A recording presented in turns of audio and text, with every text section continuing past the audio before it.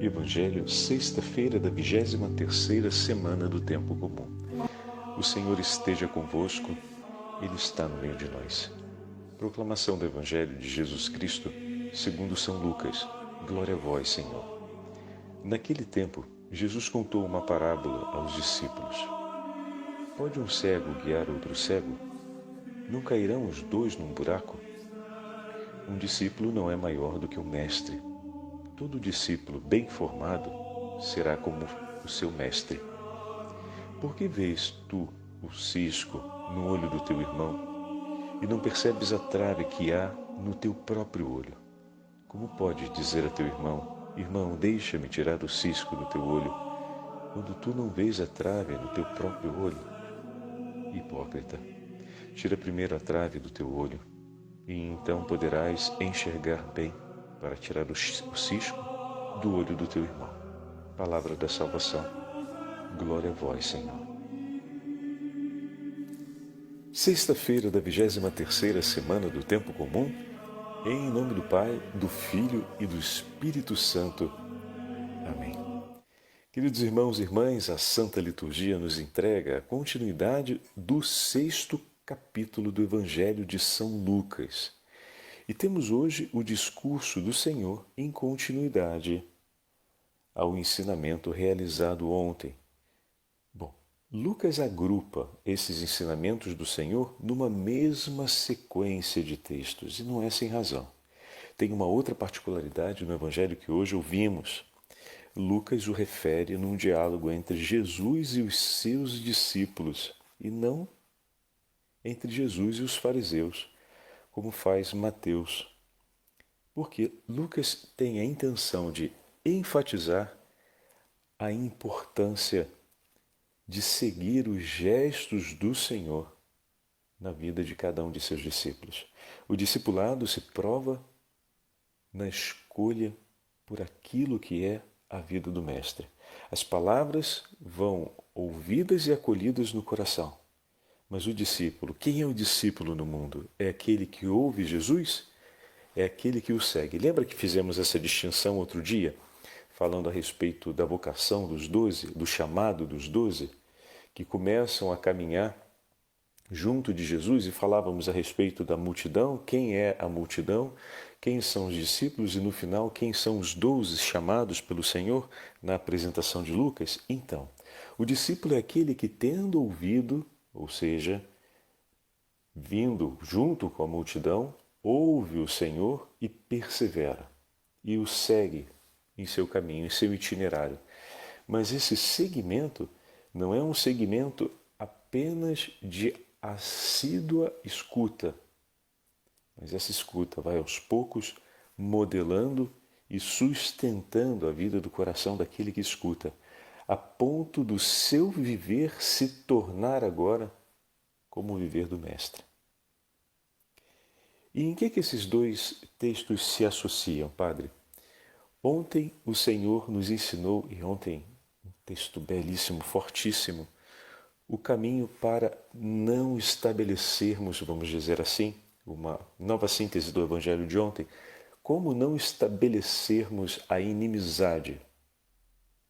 E ontem falávamos que a inimizade começa quando eu estabeleço uma distância e uma separação do meu irmão. Quem é o inimigo? O inimigo é aquele que eu escolho deixar de amar e não ter mais próximo de mim. E por toda a hostilidade e maldade do homem cometido contra Deus, seja na ingratidão, seja nos propósitos perversos, Deus teria muitas razões para afastá-lo de nós, mas Ele não afasta. Aquela frase que completa o versículo 35 é tão significativa. E sereis filho do Altíssimo, pois Ele é bom para com os ingratos e os maus. A medida da bondade a estabelecermos na relação com o nosso irmão não vem dos gestos cumpridos pelo meu irmão em relação a mim, mas as medidas na minha relação com o meu irmão vêm dos gestos de Deus cumpridos em relação à minha pessoa. A minha medida é a medida de Deus por mim. Com essa medida mediremos, com essa medida seremos medidos. Se abandonarmos essa medida e não aprendermos a medirmos assim, no dia do juízo, o Senhor aplicará essa e não outra medida e grande será a nossa condenação. A beleza é que essa medida nos foi entregue através do próprio Filho de Deus, pois Ele, por nós, usando essa medida, nos ensinou por gestos e palavras a vivermos assim. Ele que assumiu a nossa condição humana, testemunhou para nós que essa medida é possível ao coração do homem. Qual medida, Padre? Medir a minha relação com o meu irmão a partir da medida do amor de Deus por mim. Deus não estabeleceu comigo uma distância, mas não obstante todo o sofrimento e ingratidão que eu impus contra Ele, Ele em nenhum momento deliberou: estarei longe de ti e não quero mais saber de você em minha vida. E de muitas formas e maneiras procurou sempre se aproximar, até que o meu coração desistisse da distância e dessa forma desistisse da inimizade. Por isso São Paulo escreve: quando ainda éramos inimigos, Cristo morreu por nós e se entregou por cada um de nós. E Jesus nos ensinou os 4 passos para não ficarmos na inimizade, ou seja, para que não venhamos a estabelecer uma distância em relação ao nosso irmão por conta da sua vergonha e do seu pecado. E ele nos disse: amai os vossos inimigos, fazei bem aos que vos odeiam. Então, amar, fazer o bem, cultivar tudo aquilo e toda aquela palavra, fazer memória de toda aquela palavra, cultivar todos aqueles gestos. Quais gestos, Padre? Porque fazer memória das palavras, eu já entendi. O senhor está fazendo referência às palavras de Jesus, né? Lembrar sempre aquilo que Jesus nos ensinou, que é o que a gente tem procurado fazer todos os dias com a meditação e com esse caminho de vida espiritual que estamos traçando. Isso está bem entendido. Inclusive, a gente procura fazer isso de manhã cedo, quando a gente acorda, de logo dizer: louvado seja nosso Senhor Jesus Cristo, ou Jesus, eu confio em Ti, glórias e louvores sejam dados ao Santíssimo Sacramento, e dizer ainda: ó Maria concebida sem pecados, rogai por nós que recorremos a vós, bendito o fruto do vosso ventre, ó Santíssima Mãe, que és teu Filho Jesus. Sempre dizermos assim que acordarmos um ato de louvor, um ato de amor a nosso Senhor, um ato de amor à Virgem Maria. Sim, isso nós lembramos. Olha aí, está vendo? Não só lembrar a palavra de Jesus, isso também é um gesto de amor. Isso é fazer o bem. Como assim é fazer o bem, Padre? Fazer o bem é cumprir tudo aquilo que é um ato de amor a Deus, um ato de amor ao próximo, em outras palavras, cumprir um ato de caridade autêntica. E a caridade se cumpre também na justiça, no exercício da justiça. E é justo que o meu dia comece com louvor a Deus. Se o seu dia começa com louvor a Deus, que essa é uma prática espiritual que nós já falamos há muito tempo atrás, né?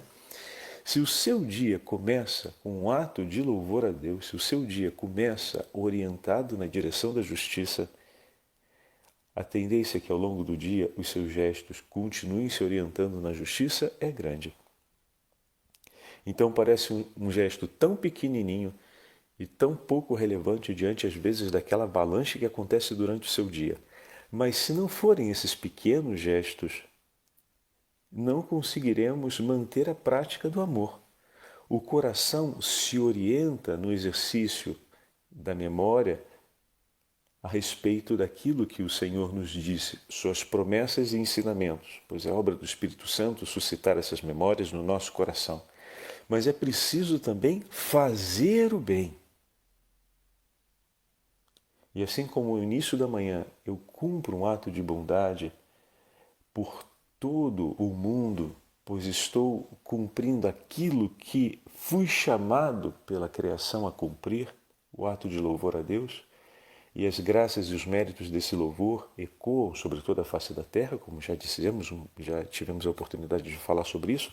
Não há um ato de bondade que se cumpra que não reverta em um bem sobre toda a criação. Não há um exercício de amor realizado no mundo que não honre o nome do Senhor, e essa honra seja uma honra em eterno, não apenas para esse momento histórico, ela ecoa na eternidade, e também os efeitos dessa honra ao nome do Senhor também ecoam como graça sobre toda a criação. Então ali estamos começando já aquilo que na hora que toparmos durante o dia com a atitude de desamor do nosso irmão, ou se o nosso irmão admitiu uma atitude já de inimizade no nosso confronto, ou seja, já estabeleceu uma distância entre nós, esses pequenos atos de bem, esse pequeno exercício da caridade, leva o nosso coração a não se fechar, a não escolher a mesma estrada, não porque somos melhores, mas porque a misericórdia de Deus nos salvou, para que a gente possa oferecer também um chamado de salvação na vida do nosso irmão através do perdão. E onde a gente viu isso? Ontem, o testemunho de São Pedro Claver. Enquanto eu lia para vocês o texto, que foi ele próprio que escreveu, como eu já falei em outra ocasião, os jesuítas sempre transmitiam em anotações, em cartas aos superiores, o que estava acontecendo nas missões. E foi competência dele escrever. Com o tempo se tornou, 40 anos ali, se torna ele o superior também e tem o dever de escrever sobre, como Roque Gonzalez, São Roque Gonzalez escreveu no Paraguai, informando os acontecimentos da missão. E enquanto eu li o texto ontem, no 1600, 1600, eu lembrava de Madre Teresa de Calcutá, que todos nós tivemos a chance de conhecer, nas ruas de Calcutá, tratando daqueles que estavam ali abandonados à morte.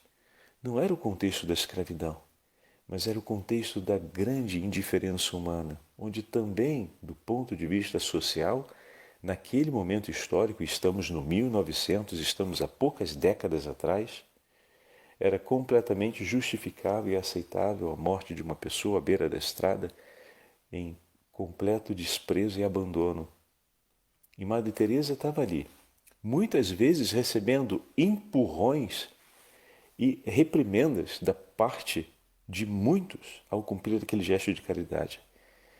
E ontem São Pedro Claver fala sobre o fato de que passava em meio aos guardas e era desprezado pelos guardas e hostilizado pelos guardas, mas tomavam aqueles homens enfermos e levavam-os para um lugar. Via que medo eles possuíam e como não conseguiam ouvir nada, pois estavam completamente sufocados pelo medo da maldade que poderia vir contra eles. Então decidem cumprir em gestos, atos de carinho e de cuidado com eles, de maneira que, vendo seus gestos, eles pudessem reencontrar outra vez a calma e a segurança para conseguir ouvi-los.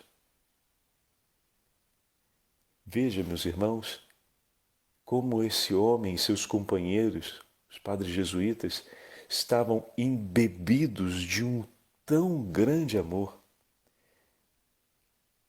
por aqueles que sofriam e tão seguros do amor de Cristo por eles, e tão heroicamente unidos a esse amor de Jesus, que nem mesmo a hostilidade dos guardas que estabeleciam contra eles uma autêntica inimizade, não suportavam ver aqueles padres fazendo isso, nem mesmo a inconstância e a tensão que poderia, no coração daqueles que eram cuidados por eles, gerar um tipo de animosidade, de suspeita ou de distância entre eles, foi suficiente para impedi-los de cumprir aquele gesto de amor.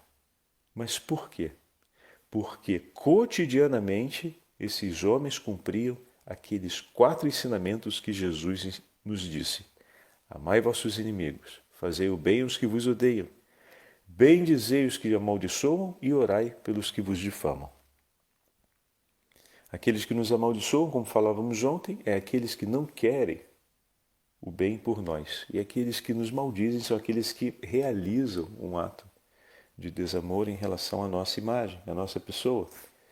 E para que o nosso coração não se feche em inimizade contra o outro, é importante que nós saibamos abençoar e orar. O coração que ora e abençoa todos não se fecha em inimizade contra ninguém. Pronto, entendemos. Aqui está o segredo. Então, como eu não me torno inimigo das pessoas? Na medida em que oro e as abençoo. E como eu ajudo as pessoas a irem para além dessa inimizade, a voltarem à aliança de amor entre nós, amando-as e cumprindo obras de amor por elas. E ao mesmo tempo, orando e abençoando-as, eu também estou colaborando com o caminho de conversão deles.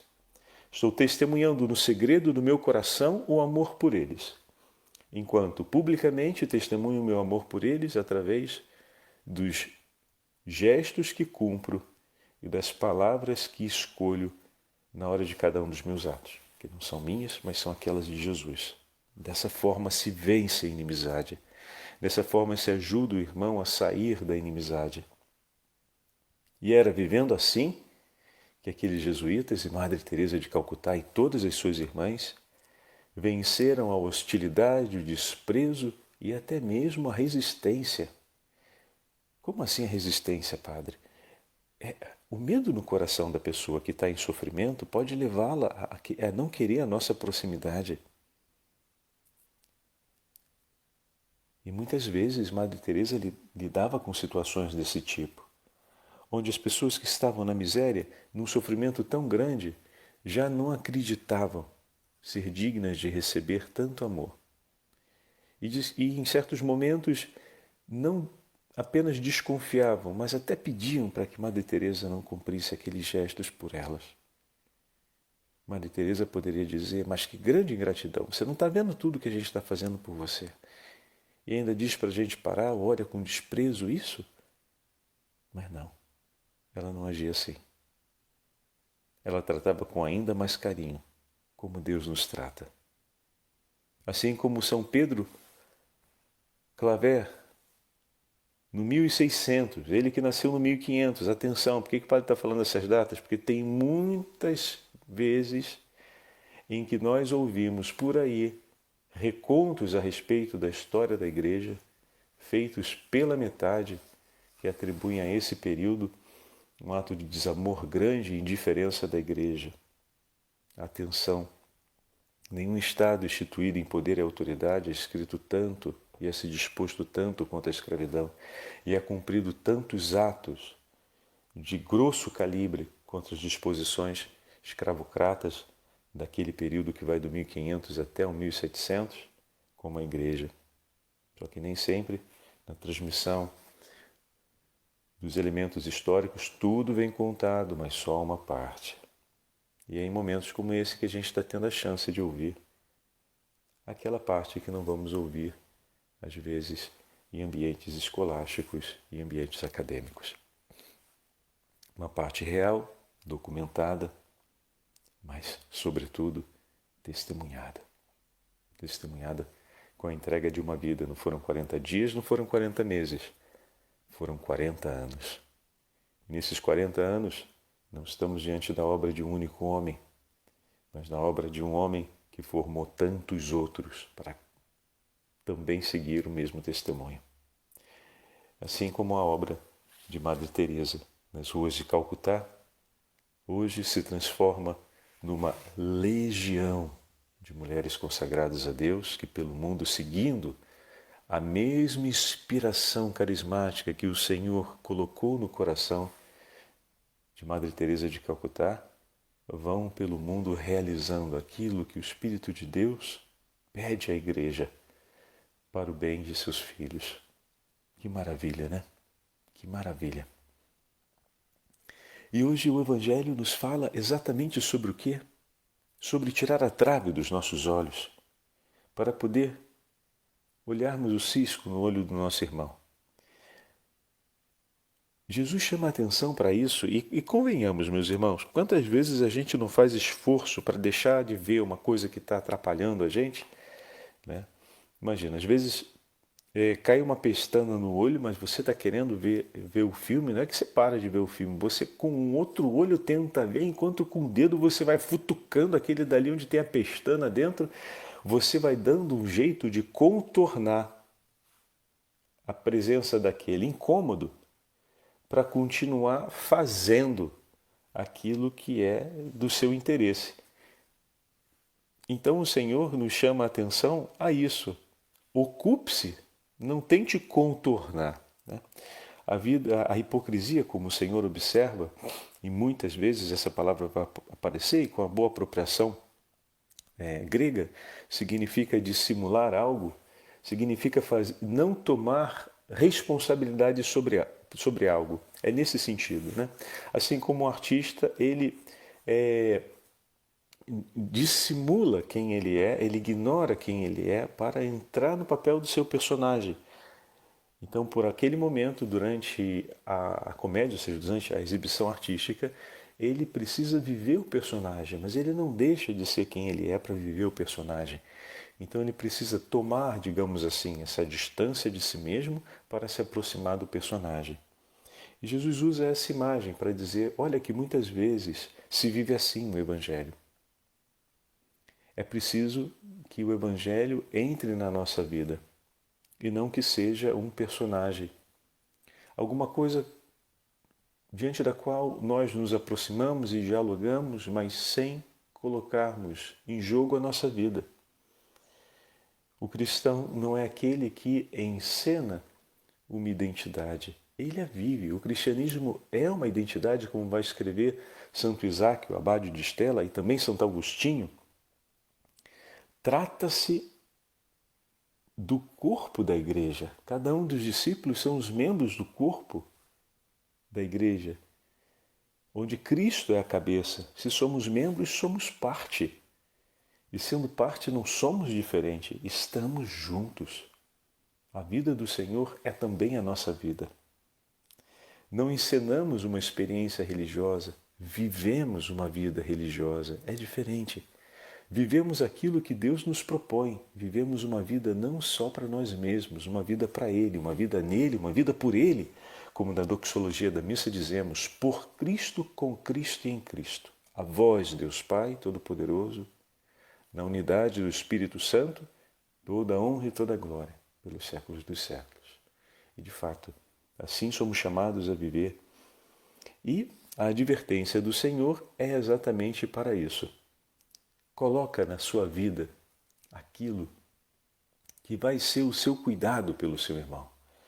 Não deixe a sua vida à parte. A oferta do cuidado pelo seu irmão precisa ser também vivida por ti. Esse é o chamado. Às vezes a gente pode ler num tom meio ácido o texto de hoje, mas o chamado do Senhor é esse. Santo Agostinho vai interpretar esse texto com tanta delicadeza, dizendo assim, bom, primeiro você pergunte, quando você for corrigir o seu irmão, se esse defeito ou esse pecado presente na vida dele também está presente na sua. Se não estiver presente na sua, revista-se de muita atenção de maneira a abandonar toda a indisposição de hostilidade contra ele.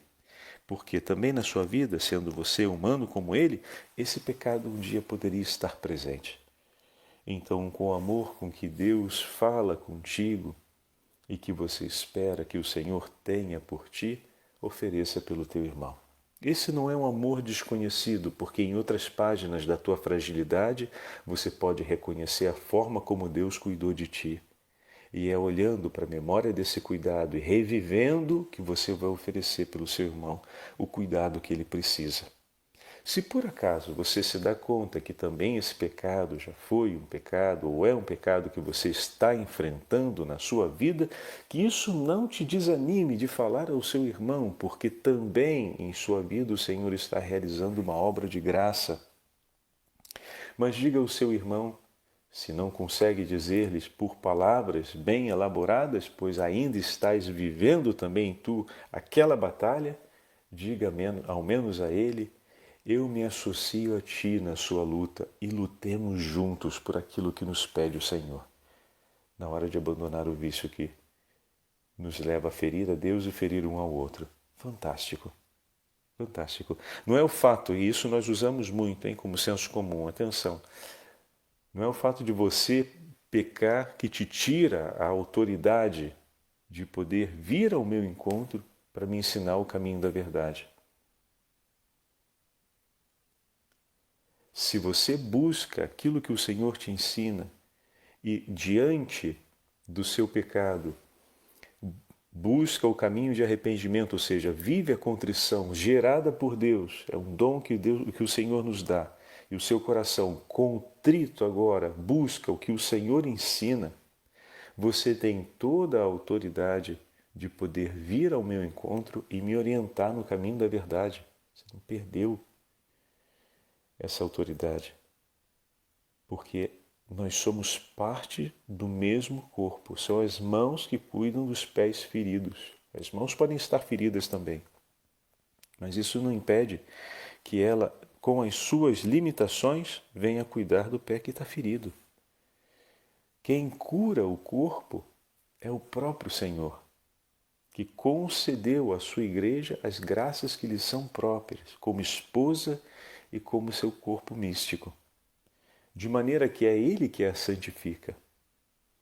Então, na medida em que nos aproximamos da igreja e por meio da igreja recebemos o perdão que vem do Senhor, permanecemos no cumprimento daquilo que é o mandato do Senhor, de amarmos-nos e cuidarmos-nos uns aos outros, perdoando-nos mutuamente. É o texto da primeira leitura de ontem, da carta aos Colossenses, que é um manual, como o padre já falou em outros momentos, de como viver o amor ao próximo. E hoje, na primeira leitura, temos a carta de São Paulo a Timóteo, e São Paulo está exatamente falando o quê? Dizendo para Timóteo: olha, houve um tempo em que eu estava no pecado, mas o Senhor teve misericórdia de mim, pois eu estava na ignorância, e me foram perdoadas as faltas. Ou seja, o Senhor veio ao meu encontro, me tirou daquela ignorância, e hoje eu caminho segundo a sua palavra. Então aqui está o testemunho. Alguém poderia dizer: mas ele foi um perseguidor da igreja. Com que autoridade ele fala hoje em nome da igreja? Com a autoridade de quem foi alcançado pela misericórdia de Deus. A autoridade não vem dele, mas vem daquilo que Deus realiza no coração dele. Em nome de Deus, nós falamos com os nossos irmãos para permanecermos em comunhão com Ele. O Senhor nos envia, por meio da sua misericórdia, a sermos palavra de misericórdia e de ressurreição na vida de nossos irmãos para caminharmos juntos. Por isso Santo Agostinho usa essa imagem. Se no momento vês que o mesmo pecado fere o teu coração, deixa eu pegar aqui o trecho. Deixa eu achar ele rapidinho aqui.